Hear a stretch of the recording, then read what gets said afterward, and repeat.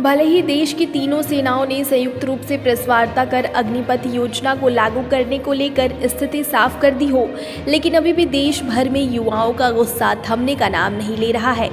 युवा पुरानी भर्ती प्रक्रिया को बहाल करने और अग्निपथ योजना को वापस लेने की मांग पर डटे हुए हैं, जिसको लेकर आज हल्द्वानी के बुद्ध पार्क में परिवर्तनकामी छात्र संगठन के बैनर तले युवाओं ने अग्निपथ योजना को लेकर विरोध दर्ज कराया। वहीं उग्र प्रदर्शन की आशंका में पुलिस के जवान मौके पर जमे रहे। हालांकि युवाओं का विरोध पूरी तरह से शांतिपूर्ण रहा। इस दौरान परिवर्तनकामी छात्र संगठन के महासचिव महेश ने कहा कि पूर्व में युवा शारीरिक परीक्षाएं और मेडिकल पास कर चुके हैं। सरकार लगातार आश्वासन देती रही है, परीक्षाएं होंगी, पर परीक्षाएं नहीं कराई गई। अब सरकार कह रही है कि पुरानी भर्तियां रद्द हो गई हैं। अब सभी भर्तियां अग्निपथ योजना के तहत ही होंगी। यह तुगलकी आदेश युवाओं के सपनों को तोड़ने वाला है। परिवर्तनकामी छात्र संगठन के चंदन ने कहा कि केंद्र की मोदी सरकार 4 साल की अग्निपथ योजना के जरिए नौजवानों को छलने का काम कर रही है। देश भर में विभिन्न विभागों में 60 लाख पद खाली पड़े हैं। ऐसे में विभिन्न विभागों में अग्निवीरों को नौकरी में 10% आरक्षण की बात धोखा है। केंद्र सरकार के मंत्री अग्निवीरों को 4 साल बाद 20 लाख के सपने बेच रहे हैं। इस बढ़ती महंगाई में रिटायर अग्निवीर इस पैसे से शादी करें, मकान बनाएं, अन्य पारिवारिक जिम्मेदारी निभाएं या नया रोजगार बनाएं। साफ है कि ये 20 लाख रुपए सरकारी शिगोफेबाजी ही है।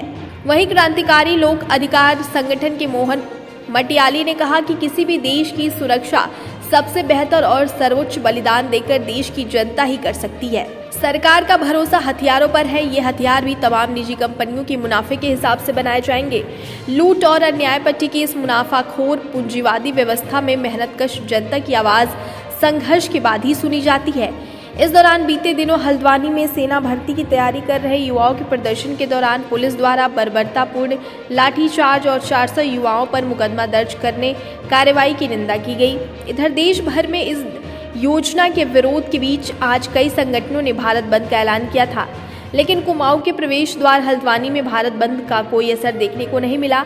यहाँ रोजाना की तरह बाजार खुला रहा। हालांकि एहतियातन सुरक्षा के लिहाज से तिकोनिया चौराहे के पास बुद्ध पार्क में पुलिस के जवान डेरा जमाए रहे। बता दें कि अग्निपथ योजना के विरोध में उत्तराखंड के चंपावत, पिथौरागढ़, देहरादून समेत कई शहरों में युवा सड़कों पर आकर शांतिपूर्ण विरोध दर्ज करा रहे हैं। बीते रोज हल्द्वानी में कांग्रेस के प्रदेश अध्यक्ष करण माहरा के नेतृत्व में कार्यकर्ताओं ने सड़क पर उतरकर प्रदर्शन किया था। ऐसे में आने वाले दिनों में उत्तराखंड में अग्निपथ योजना का विरोध बढ़ने के आसार हैं।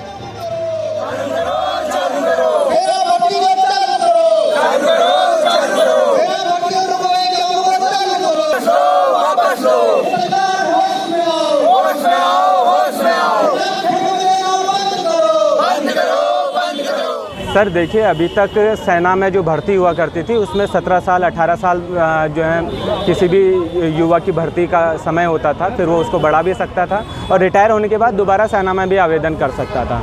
अब 17 साल को घटा करके 4 साल कर दिया गया। अब इसको हम कैसे फ़ायदा मानें?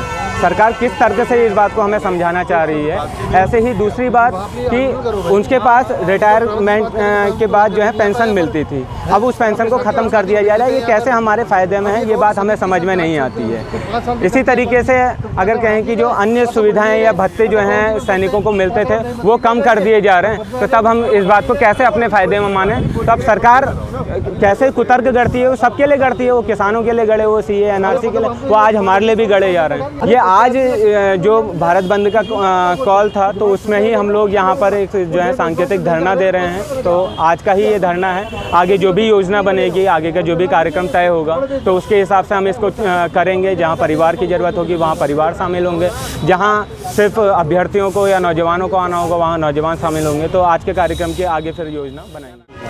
देखिए, कल आपने एक भाजपा नेता का बयान सुना होगा। वो कहते हैं कि हमारे दफ्तर में ये अग्निवीर जो है होमगार्ड की नौकरी करेंगे। अब भाजपा नेता ये बयान दे रहे हैं, अलग अलग नेताओं के अलग अलग बयान हैं, अलग अलग बातें हैं। अभी एक मंत्री कहते हैं कि सिक्योरिटी बनेंगे, इलेक्ट्रिशियन बनेंगे केंद्र के मंत्री। तो तमाम सारे लोगों के अलग अलग बयान हैं। या सरकार को नहीं पता कि हमें योजना क्यों लाए हैं, या सरकार ने इस योजना में सही तरीके से बातचीत नहीं की है, समझाया नहीं है। तो हमें मानते हैं कि सेना एक देश की मजबूत प्रणाली है जहाँ स्थायी नौकरी नौजवानों को मिला करती थी। उसमें देशभक्ति की भावना और चीज़ भी नौजवानों के अंदर रहती है।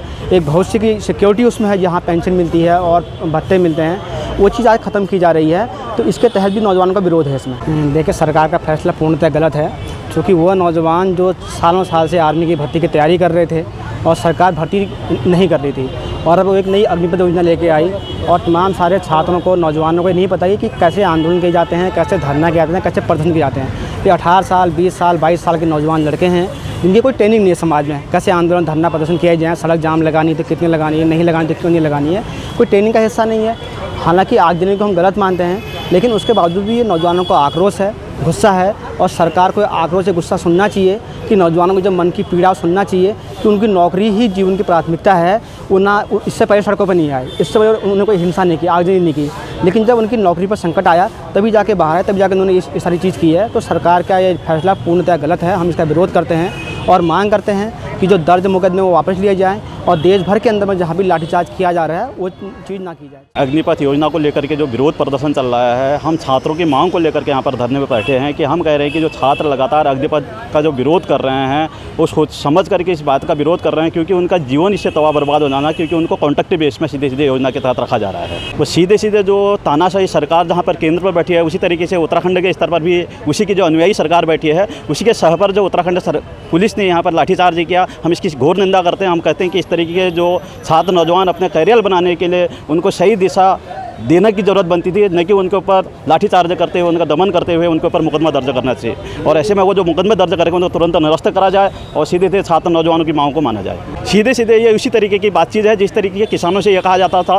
कि किसानों के लिए जो कानून है बहुत अच्छे कानून है, किसानों के हित में कानून है, लेकिन उसी मोदी सरकार ने जिस केंद्र से उसको लागू किया था, उसी केंद्र से, उसी संसद से उसको वापस किया। जो युवा देश का भविष्य है, जो युवा देश को सुरक्षित करने के लिए अपने ये सेना में जाने चाह रहे थे, उन्हीं को लठियाँ पड़ी।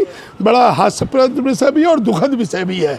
और रही ये भारत बंद की बात, तो उत्तराखंड में कहीं भारत बंद का असर नहीं है और ना ही कोई कॉल व्यापार मंडल ने की थी। भारत बंद की कोई अगर होगी कॉल तो निश्चित ही हम युवाओं के समर्थन में है व्यापारी।